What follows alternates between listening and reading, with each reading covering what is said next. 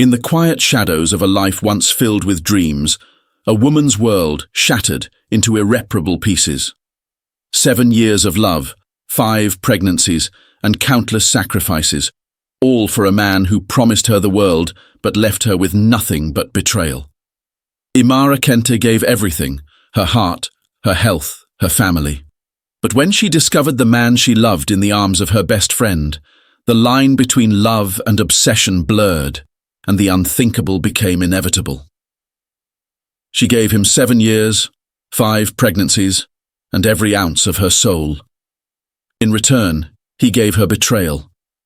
She loved him so fiercely that she severed ties with her family, the very people who warned her, "He'll ruin you. Walk away while you can." But his control over her was absolute. He convinced her that he was her world, and she believed it, until the day she found him in her best friend's arms. 2 months later, they sent her a wedding invitation. What do you call a man who demands sacrifice but gives nothing in return? What do you call a best friend who smiles in your face while stealing your future? And what do you call the breaking point where love turns into something unrecognizable? This isn't a story about heartbreak. It's a story about the line between victim and villain. Keep watching. You'll understand. Welcome to True Crime Seeker. A special thank you, my viewers, most especially my subscribers, for your support as we keep improving and bringing daily told and untold true crime stories. Please don't forget to subscribe to this channel. Imara Kente was the kind of woman people admired from a distance and cherished up close. Raised in a close-knit family, she grew up with dreams that reached far beyond her humble beginnings. She was ambitious, determined to make a mark in the world, and filled with a light that seemed unshakable. But like so many others, she had one weakness: her heart. And when Khalil Omari came into her life, her heart led her down a path she never could have imagined. Khalil wasn't just charming, he had an aura about him that drew people in. He was charismatic, always knowing the right words to say, the perfect gestures to make. Born and raised in a bustling urban community, he had learned early on how to navigate life's challenges with a smooth demeanor that disguised his selfish streak. On the surface, Khalil seemed perfect, hard-working, confident, and attentive. But beneath his polished exterior lay a man who knew how to manipulate, how to take without giving, and how to make others bend to his will. Then there was Zara Nia, Imara's best friend since high school. Zara was the sister Imara never had, her confidant through thick and thin. Where Imara was soft-spoken and thoughtful, Zara was bold and outspoken, fiercely protective of her best friend. At least, that's how it seemed. Zara had her own struggles growing up, feeling overshadowed and underappreciated. And though she loved Imara like a sister, a part of her always wondered what it would be like to stand in her spotlight. It all began during Imara's sophomore year of college.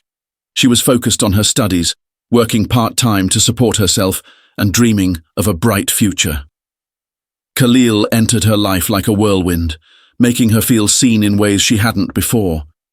He was attentive, complimenting her intelligence and ambition, and he seemed genuinely interested in her goals. Their connection felt effortless, and before long, Imara found herself completely swept up in Khalil's charm. She introduced him to her family, eager for their approval, but they weren't as impressed as she had hoped. Her parents, seasoned by life's experiences, saw warning signs that Imara missed. Her mother's gentle warnings were clear. "Imara, love is a beautiful thing, but it should never make you lose yourself. This young man, I don't think he's what he seems." Her father's words were more direct.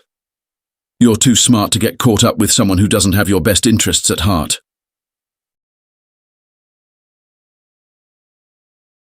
Imara brushed their concerns aside, convinced that they didn't understand. Khalil began to plant seeds of doubt in her mind, subtly suggesting that her family was holding her back, that they didn't want her to be happy.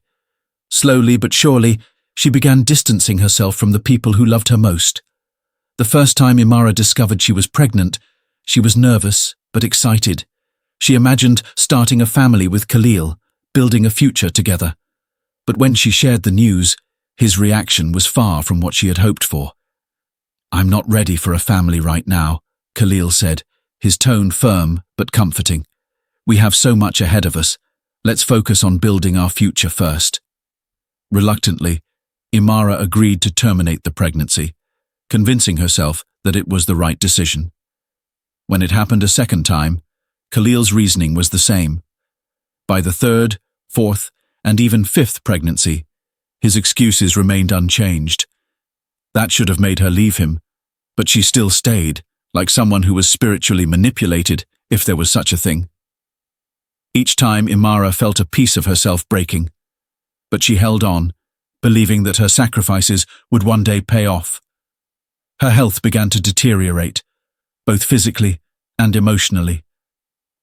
The procedures took a toll on her body, and the guilt she buried deep inside began to weigh her down. Still she stayed, clinging to the hope that Khalil would eventually see her worth and commit to the life she dreamed of. Her family, though hurt by her distance, never gave up on her. Her mother tried to reach out countless times, reminding her that she would always have a place to come home to. But Imara, blinded by love and Khalil's manipulation, turned away from the people who could see the truth. She refused to acknowledge it. Looking back, the signs were there all along. Khalil's charm was never about building a partnership. Imara's sacrifices were never reciprocated, and her love was taken for granted. But at the time, she couldn't see any of it. She was convinced that if she gave enough, loved enough, and stayed long enough, Khalil would eventually become the man she believed he could be. Imara's story was no longer her own.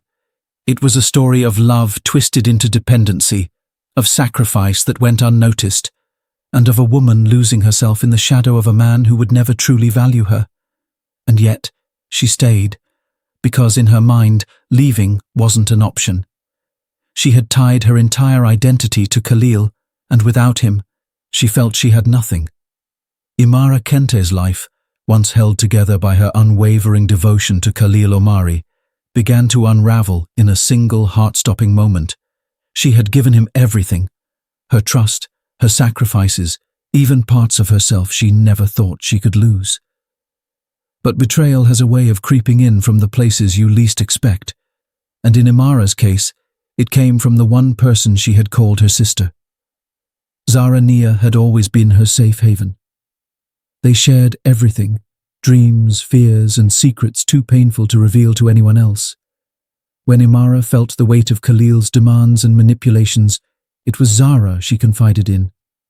Zahra, who had been her cheerleader, her voice of reason when love clouded her judgment. But something had shifted in recent months. The advice that once flowed freely from Zara stopped altogether. Her words became hollow, her reassurances distant. Imara chalked it up to Zara being busy, never questioning the silence or the sidelong glances. She couldn't have imagined the truth hiding behind her best friend's carefully guarded expressions. It was a quiet Saturday afternoon when Imara decided to surprise Zara with a visit.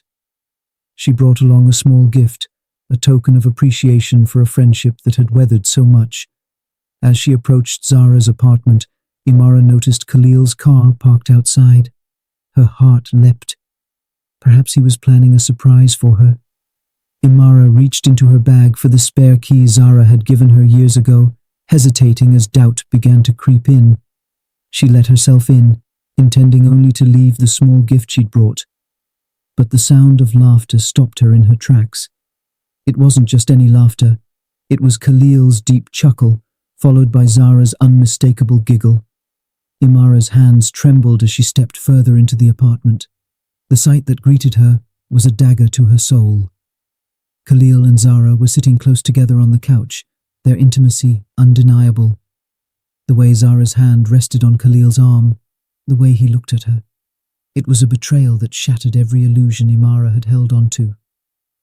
Imara. Zara's voice faltered, her face draining of color. Khalil stood, his expression unreadable, but there was no remorse in his eyes. "What is this?" Imara's voice cracked as she gestured between them. "You two, how could you?" The confrontation was explosive. Imara's heartbreak poured out in a torrent of accusations and tears. But Khalil, ever the manipulator, turned the situation around on her. "You're obsessed with this relationship," he said coldly. "You don't see how suffocating you are. Maybe that's why this happened." Imara's knees buckled under the weight of his words. Khalil wasn't apologizing. He was blaming her for his betrayal. And in her desperation to salvage what was left of their relationship, Imara did what she had always done. She apologized.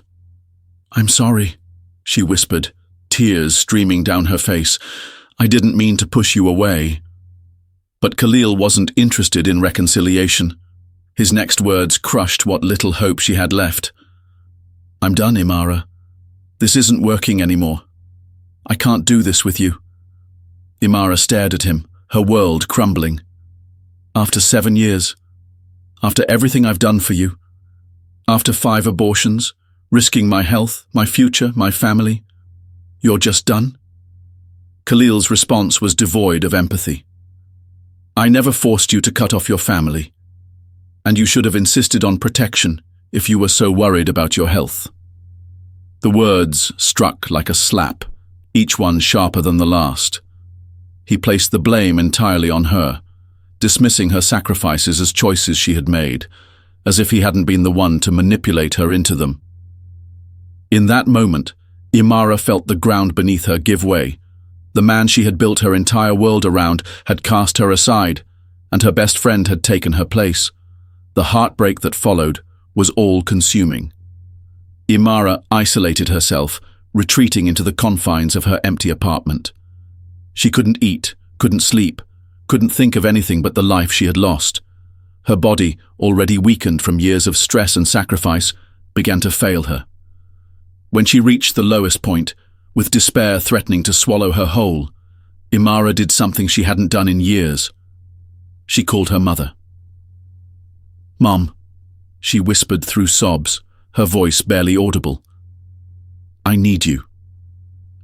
Despite the years of distance, her mother didn't hesitate. She came to Imara's rescue, wrapping her in the unconditional love she had forsaken for Khalil. "You're coming home," her mother said firmly, gathering Imara's belongings with the help of her sister. "You're not going to go through this alone." Imara spent weeks recovering at her childhood home. Her family surrounded her with love and support, trying to piece together the fragments of her shattered spirit. Her sister, in particular, took it upon herself to keep Imara engaged, dragging her out of bed for walks, board games, and quiet conversations. But healing was a slow process. 7 years of her life had been devoted to a man who had taken everything from her. 7 years of dreams and sacrifices, gone in an instant. Imara's despair was a heavy shadow, and though her family's love kept her afloat, she couldn't help but replay the betrayal in her mind. The image of Khalil and Zara together, their smug indifference to her pain, haunted her every waking moment. Her world had crumbled, and she didn't know how to rebuild it. But one thing was certain: she would never be the same again. 2 months had passed since Imara had last seen Khalil and Zara. In those months, her life had been a blur of quiet despair and painstaking attempts to rebuild. She had leaned on her family for support, trying to find her footing in a world that felt unrecognizable. Then, one afternoon, there was a knock on the door. It was soft, almost hesitant. Imara, caught off guard, opened the door to find Zara standing on the porch. Her former best friend looked composed, holding a small envelope in her hand. Before Imara could say a word, Zara thrust the envelope into her hand. "I just wanted to drop this off," she said, her voice void of emotion. She turned and left without stepping inside, leaving Imara frozen in the doorway, clutching the envelope as if it might burn her. Back inside, Imara stared at the delicate envelope, her hands trembling as she opened it. The embossed letters, the elegant design, the names printed boldly at the top. Khalil Omari and Zara Nia request the honor of your presence at their wedding." Her breath caught. It felt as though someone had driven a knife straight into her chest. The memories came rushing back in a tidal wave of anguish. The 7 years she had spent with Khalil, the sacrifices, the betrayal, the heartbreak. What would you do if you were in her position? How would you react to seeing the man who claimed he wasn't ready for marriage now walking down the aisle with your best friend, just 2 months after leaving you? Imara clutched the invitation, tears streaming down her face. She walked to her mother's room and handed her the card, unable to speak. Her mother took one look and immediately understood. "Imara," her mother said gently, pulling her daughter into a tight embrace. "It's just a wedding. It doesn't mean they've won. You need to move on, for your own sake." But Imara wasn't ready to move on. The betrayal, the injustice, it all consumed her. "I was with him for 7 years, Mom. 7 years. He told me he wasn't ready for marriage every time I brought it up. He'd shut me down. And now, just 2 months later, he's marrying her." Her voice broke as she sobbed into her mother's shoulder. "I gave him everything. My time, my health, my family. And he's happy just like that. How is that fair?" Her mother stroked her hair, trying to console her. "I know it doesn't feel fair. But life isn't always fair, Imara. Sometimes the best thing you can do is let go and focus on yourself. Things will get better. I promise." But Imara's heart wasn't ready to accept those words. Her mind replayed every argument, every sacrifice, every moment of love that had been thrown away. She couldn't stop herself from imagining Khalil and Zara smiling, laughing, celebrating a future that should have been hers. The anger began to take root. It wasn't just sadness anymore. It was a deep, seething rage. The days leading up to the wedding were a haze for Imara. She tried to distract herself, but the thoughts kept creeping back, unrelenting and oppressive. She couldn't eat without remembering the dinners she and Khalil had shared, the promises he had made over candlelight. She couldn't sleep without dreaming of Zara's laughter mingled with his. The injustice of it all gnawed at her, consuming her thoughts and leaving her hollow. In her quiet moments, Imara began to change. Her despair transformed into something darker, her grief sharpening into resolve. She didn't speak of her plans, didn't give voice to the storm brewing within her. But the hints were there. She began writing in a journal, filling the pages with thoughts too painful to say aloud. Her family noticed her silences growing longer, her stares more vacant. And when her sister asked her to join them for a family outing, she refused, locking herself in her room instead. Imara spent hours alone, replaying the moments that had brought her to this point. The betrayal, the heartbreak, the injustice, and now the ultimate insult, a wedding that flaunted everything she had lost. The wedding day loomed closer, and with it, Imara's inner turmoil reached a fever pitch. She no longer saw the invitation as a piece of paper. It was a symbol of everything she had sacrificed, everything that had been taken from her. What was she planning? Even Imara didn't fully understand her own thoughts. But the hints were there. Small, deliberate actions that hinted at something drastic. A quiet resolve in her eyes, a sense of finality in her movements. The world around her seemed to fade, leaving only the memories of what had been and the bitterness of what would never be. Imara's sorrow had turned to rage, and her rage had turned to something else entirely. The day of the wedding dawned like any other, but for Imara Kente, it felt like the end of the world. She had tried to stay away, to convince herself that ignoring the event would dull the pain. But as the hours ticked by, memories of her dream future with Khalil came rushing back, unrelenting and vivid. She imagined herself in Zara's place, walking down the aisle toward the man she had devoted 7 years of her life to. The dream she once cherished now mocked her, haunting her with every thought. Imara stood before her mirror, staring at the woman she had become. She chose her outfit carefully, a simple but elegant dress, understated jewelry, and makeup that concealed the turmoil raging beneath her calm exterior. She told herself it was just to observe, to see for herself the betrayal she had endured. But deep down, she knew the truth. As she got ready, flashes of her past with Khalil played in her mind. His laughter, his promises, the nights they spent planning a future that now belonged to someone else. Each memory intensified her resolve. She slipped a small, concealed weapon into her bag, her hand steady. Her heart pounded, but her face betrayed none of the storm within her. She wasn't going to let them see her pain. Not yet. The ceremony was being held in an elegant hall adorned with flowers and candles. As Imara arrived, she blended seamlessly into the crowd of guests. No one noticed her as she quietly took a seat near the back, her expression calm, her demeanor unassuming. She scanned the room, her eyes settling on Khalil and Zara. They were standing at the altar, their smiles radiant, their happiness on full display. The sight sent a wave of anguish through her, but she forced herself to stay composed. The words of the officiant rang in her ears, but she barely registered them.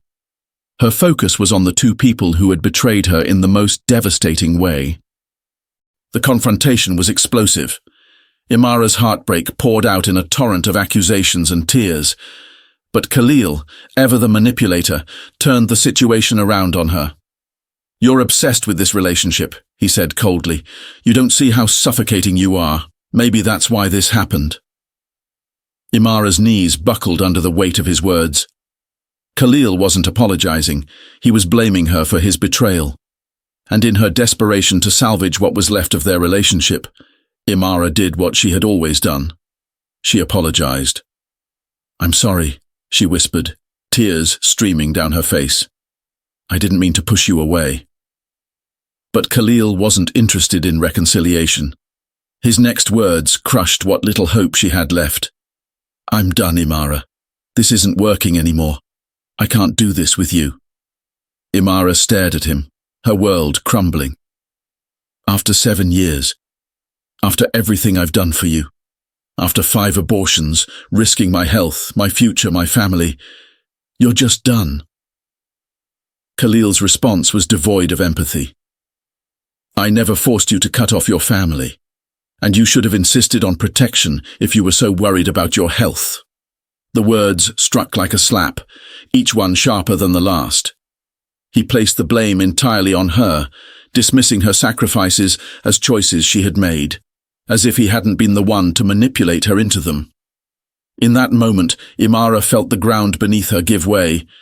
The man she had built her entire world around had cast her aside, and her best friend had taken her place. The heartbreak that followed was all-consuming. Imara isolated herself, retreating into the confines of her empty apartment. She couldn't eat, couldn't sleep, couldn't think of anything but the life she had lost. Her body, already weakened from years of stress and sacrifice, began to fail her. When she reached the lowest point, with despair threatening to swallow her whole, Imara did something she hadn't done in years. She called her mother. "Mom," she whispered through sobs, her voice barely audible. "I need you." Despite the years of distance, her mother didn't hesitate. She came to Imara's rescue, wrapping her in the unconditional love she had forsaken for Khalil. "You're coming home," her mother said firmly, gathering Imara's belongings with the help of her sister. "You're not going to go through this alone." Imara spent weeks recovering at her childhood home. Her family surrounded her with love and support, trying to piece together the fragments of her shattered spirit. Her sister, in particular, took it upon herself to keep Imara engaged, dragging her out of bed for walks, board games, and quiet conversations. But healing was a slow process. 7 years of her life had been devoted to a man who had taken everything from her. 7 years of dreams and sacrifices, gone in an instant. Imara's despair was a heavy shadow, and though her family's love kept her afloat, she couldn't help but replay the betrayal in her mind. The image of Khalil and Zara together, their smug indifference to her pain, haunted her every waking moment. Her world had crumbled, and she didn't know how to rebuild it. But one thing was certain: she would never be the same again. 2 months had passed since Imara had last seen Khalil and Zara. In those months, her life had been a blur of quiet despair and painstaking attempts to rebuild. She had leaned on her family for support, trying to find her footing in a world that felt unrecognizable. Then, one afternoon, there was a knock on the door. It was soft, almost hesitant. Imara, caught off guard, opened the door to find Zara standing on the porch. Her former best friend looked composed, holding a small envelope in her hand. Before Imara could say a word, Zara thrust the envelope into her hand. "I just wanted to drop this off," she said, her voice void of emotion. She turned and left without stepping inside, leaving Imara frozen in the doorway, clutching the envelope as if it might burn her. Back inside, Imara stared at the delicate envelope, her hands trembling as she opened it. The embossed letters, the elegant design, the names printed boldly at the top: Khalil Omari and Zara Nia request the honor of your presence at their wedding. Her breath caught. It felt as though someone had driven a knife straight into her chest. The memories came rushing back in a tidal wave of anguish. The 7 years she had spent with Khalil, the sacrifices, the betrayal, the heartbreak. What would you do if you were in her position? How would you react to seeing the man who claimed he wasn't ready for marriage now walking down the aisle with your best friend, just 2 months after leaving you? Imara clutched the invitation, tears streaming down her face. She walked to her mother's room and handed her the card, unable to speak. Her mother took one look and immediately understood. With a calmness that defied the chaos around her, Imara raised the weapon and aimed it at the man she had loved. Her voice was steady, her eyes unflinching. "You took everything from me," she said, her words cutting through the silence like a blade. Before anyone could stop her, she pulled the trigger. The sound echoed through the hall as Khalil fell to the ground, the shock on his face frozen forever. She turned to Zara, who was frozen in terror. "And you?" Imara's voice broke, but her resolve didn't waver. "You were supposed to be my sister." The second shot rang out, and Zara collapsed beside Khalil. For a moment, there was nothing but silence. Then, the room erupted into chaos. Guests screamed, chairs toppled, and people scrambled to get away. But Imara didn't move. She stood there, the weapon still in her hand, her expression eerily calm. Police arrived moments later, their shouts cutting through the cacophony of panic. Imara didn't resist as they approached her. She dropped the weapon to the floor and raised her hands, her gaze fixed on the 2 lifeless bodies at the altar. Her arrest was swift, the officers handling her with caution as they led her away. The crowd watched in stunned silence, unable to process what they had just witnessed. The trial that followed captured the community's attention. In the courtroom, the prosecution painted Imara as someone consumed by jealousy, incapable of accepting rejection. They pointed to her calculated actions, the careful way she prepared, her calm demeanor during the shooting, as evidence of premeditation. The defense, however, presented a different narrative. They delved into Imara's 7-year relationship with Khalil Omari, exposing the emotional manipulation, the betrayals, and the sacrifices she made. They revealed how Khalil had coerced Imara into 5 abortions, how he had isolated her from her family, and how he had discarded her after she had given him everything. Witnesses testified to Imara's devotion to Khalil, to the years she spent ignoring her own needs to fulfill his. Friends and family spoke about how the betrayal by Zara Nia, her closest confidant, was the final blow in a series of emotional devastations. Imara herself took the stand, her voice steady but filled with sorrow. "I don't expect forgiveness," she said, her eyes fixed on the jury. "But I want you to know that I loved them both. And they destroyed me. I wish I had walked away, but by the time I realized what was happening, it was too late." As the trial unfolded, the story spilled into the community, igniting fierce debates. Some people sympathized with Imara, arguing that her actions, while extreme, were the result of years of emotional abuse and betrayal. They viewed her as a woman driven to her breaking point by two people she trusted most. Others condemned her, insisting that no amount of betrayal justified her actions. "Love isn't an excuse for murder," one critic said. They labeled her selfish and unhinged, a woman who let her emotions consume her to the point of no return. The jury returned their verdict after weeks of deliberation. Imara Kente was found guilty of second-degree murder and sentenced to life in prison with the possibility of parole after 25 years. The sentence sparked further debate. Some argued it was too lenient, others felt it was unnecessarily harsh for a woman whose actions stemmed from emotional torment. From her prison cell, Imara had time to reflect. The days were long, the nights longer. But in the silence, she began to piece together the fragments of her broken life. "I wish I'd seen the signs earlier," she wrote in a letter to her sister. "I wish I had listened to you, to Mom, to everyone who tried to warn me. But I didn't, and now I'm here. I don't blame anyone but myself." Despite her regret, there was a strange sense of relief. She no longer had to carry the weight of Khalil's manipulations or Zahra's betrayal. Exposing their actions, however tragic the cost, had unburdened her in a way she hadn't expected. Prison became a place of both punishment and reflection for Imara.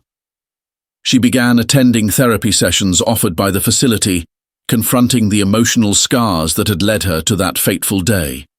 Slowly, she started to understand how deeply she had been manipulated and how much she had lost in the process. Her letters to her family grew more hopeful over time. "I don't know if I'll ever forgive myself," she wrote, "but I'm learning to live with what happened. Maybe one day I'll find a way to make peace with it all." Imara's story became a cautionary tale, a reminder of the devastating consequences of unchecked emotional manipulation and betrayal. It forced people to ask difficult questions. How much pain can one person endure before they break? And when someone does break, who bears responsibility? While Imara paid the ultimate price for her actions, her story continued to resonate. For those who sympathized, she was a victim of love taken too far. For her critics, she was a stark warning of what happens when emotions overpower reason. Imara Kente's life was forever altered by the choices she made, but her story lived on, a haunting reminder of how fragile the human heart can be when pushed to its limits. Imara Kente's story is a haunting reminder of the dangers of emotional manipulation and the devastating effects of toxic relationships. Khalil Omari's control over Imara wasn't just about power. It was about breaking her down piece by piece until she felt she had no one else to turn to but him. This kind of manipulation can be subtle, even invisible, until it's too late. Imara's sacrifices weren't just physical. They were emotional, psychological, and relational. She gave up her dreams, her family, and even her sense of self, all for the promise of love that was never truly hers. Her story underscores a critical lesson. Love should never cost you your identity or your well-being. But perhaps the most poignant lesson is the importance of listening to those who love you. Imara's family tried to warn her, tried to pull her back from the edge, but in her blindness, she pushed them away, leaving herself vulnerable and isolated. Their unconditional support, even after all she had done, was a testament to the power of genuine love and forgiveness. In the end, Imara's choices serve as a cautionary tale. Toxic relationships don't just destroy individuals. They have the power to unravel lives, leaving devastation in their wake. Now the question turns to you. Could you forgive such a betrayal? Would you have acted differently in Imara's shoes? Betrayal is one of the most painful experiences a person can endure.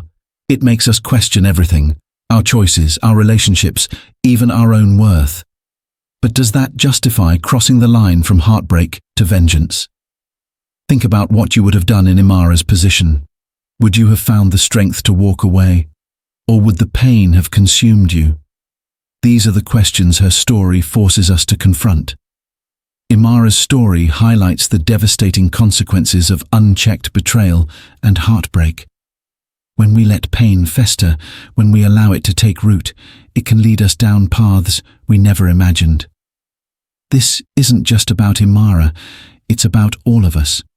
It's a reminder to seek help, to reach out when the weight of the world feels too heavy to bear. No one should have to face such anguish alone, and no one should ever feel like there's no way out but destruction. If you find yourself in a situation that feels overwhelming, remember, help is out there. Lean on your loved ones, seek professional guidance, and most importantly, never lose sight of your own worth. If Imara's story resonated with you, share your thoughts in the comments below. What lessons did you take away? How do you think this tragedy could have been avoided? Don't forget to subscribe to our channel for more gripping stories like this one. Your support allows us to continue bringing you thought-provoking content that dives deep into the human experience.